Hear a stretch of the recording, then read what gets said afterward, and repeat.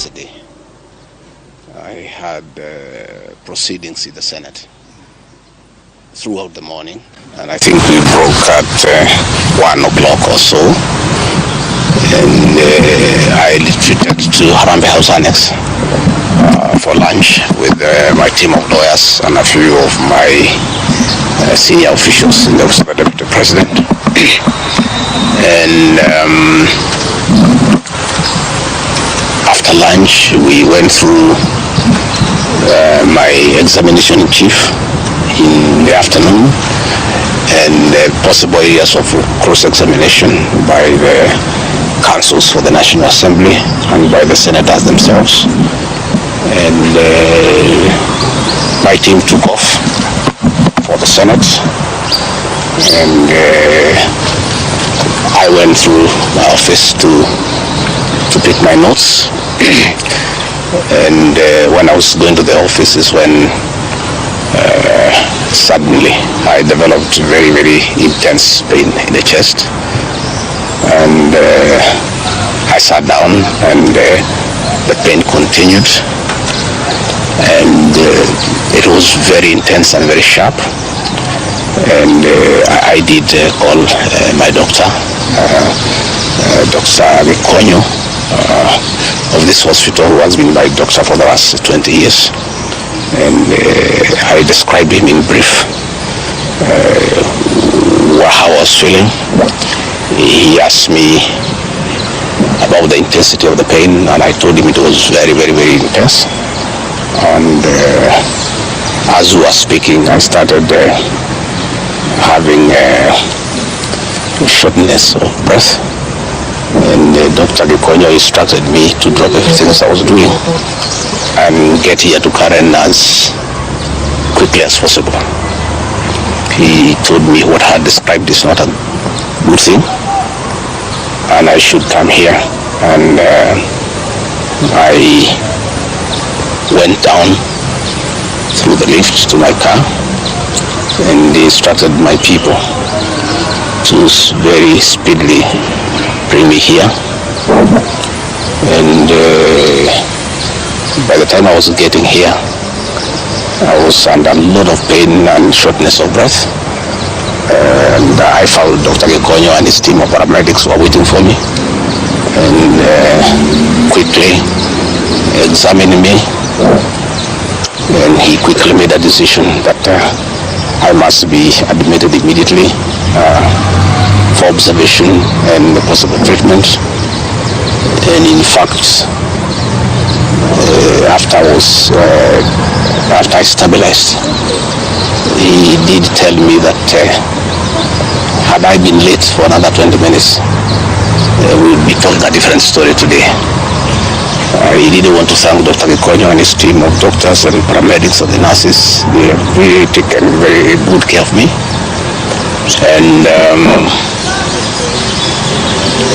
he would have wanted me to stay a bit longer for further observation. But I've requested that he allows me to go home, and he thinks I'm quite stable to go home, where he can look after me when from home. In any case, my home is not far away from here, and if there is any problem, I should be able to get back here. But as we speak, I'm okay, a little bit weak, but the pain, the intense pain has gone away. What is there is very little pain. It is manageable for a man. A man must be able to study some of these small things. But in his assessment, I'm out of danger. But when I came in, it was very, very, very severe. And I want to thank the people of Kenya for their prayers. And I'm sorry, many came to see me. I was not able to see them. The doctor could not allow them because I needed a lot of rest.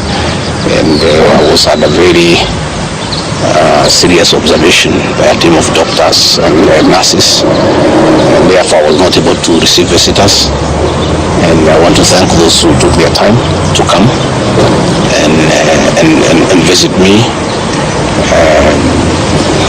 millions of Kenyans who have been praying for me for my quick recovery. I really want to thank them and to say that I will remain forever indebted to them for their concern, for their love, and for wishing me quick recovery. The unfortunate turn of events there during that particular time, even as you were receiving treatment, a lot was going on in terms of Senate proceedings, the outcome of that. There's also a very active, legal proceedings on the same, resuming on Tuesday. In the wake of all this, even as the doctor has recommended that you have a sufficient rest at home, but maybe just tell us, will we be seeing you active? Will you respond to all these issues that are going? We're talking about a parliamentary outcome, also talking about a legal process which is so intense that has even involved a 3-judge bench. What will be your reaction towards all this? I think for now my life comes first, my health comes first. It's unfortunate that when I was here in hospital, my brother and friend, President William Ruto, ordered for the withdrawal of my security from the hospital here. I've been here alone without a single officer looking after me. He ordered the withdrawal of security guards in my rural home in Nyeri, in my private home here in Karen, and all officers who are close to me were disarmed and given warning that they should not be anywhere near me. I didn't know President William Ruto can be that vicious. I am shocked by how vicious a man I helped to be president, a man that I believed in, a man that I was persecuted when supporting him, could be so vicious against me when I'm literally fighting for my life in hospital. How cruel can a man be? As we speak today, the Deputy President of the Republic of Kenya, Gachagua, has no single security officer around him. She's alone. And I am aware that a judge seated in Kirogoya, another one seated in Milimani, gave conservatory orders staying the proceedings of the Senate, which effectively means I'm Deputy President. When the President, in total violation of the court orders, viciously, with due security around me, again, to cripple the functions of my office, he ordered through the head of public service, Felix Koskei, that all officers in my office be sent on compulsory leave. Last night, all vehicles assigned to officers who work under me were impounded to cripple the office of the Deputy President. I don't understand this level of viciousness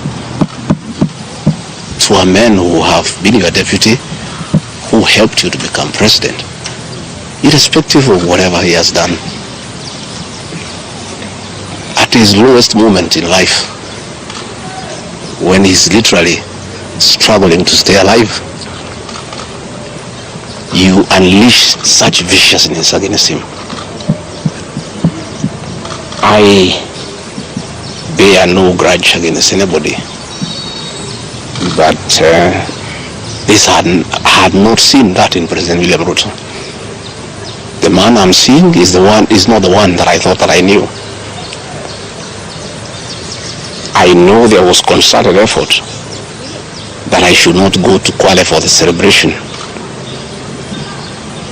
Wilson Airport were told that I should not go through Wilson Airport. All owners of helicopters were told that I should not be allowed to use any of them to go to Kwale. I don't understand. But as I say, I want the people of Kenya to know that as I go home today, I have no security. and it's good that they know. And if anything happens to me or my family, President William Ruto must be held to account. We've made many mistakes in life.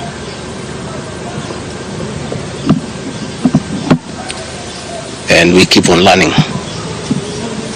I trusted President William Ruto. The people of the region where I come from, the Mount Kenya region, trusted him. In fact, as we were preparing to go to office, nobody else trusted him. Musalia Mudavadi demanded that they must sign an MOU with him, which they did. Moses Wetangula demanded that they must sign an MOU with him, which they did. Amason Kingi demanded the same. Alfred Mutua, everybody else. I'm the only man who trusted him. Verbally, because we are Christians, we used to go to church together. And as a Christian, I believed a fellow Christian that he would never betray me or my people. For the last 1 year, it's been very difficult for me. But I'm a very persevering man, very enduring. And what happened on Thursday is a culmination of continuous persecution and stress for a year. And when I look at it, probably it is history repeating itself. That President William Ruto wanted to take me the route President Daniel Arap Moi took Kenneth Matiba. He pushed Matiba up to getting a stroke and eventually dying.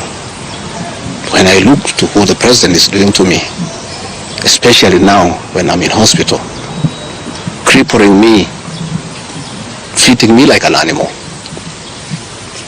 I think he wanted to take me the Matiba route.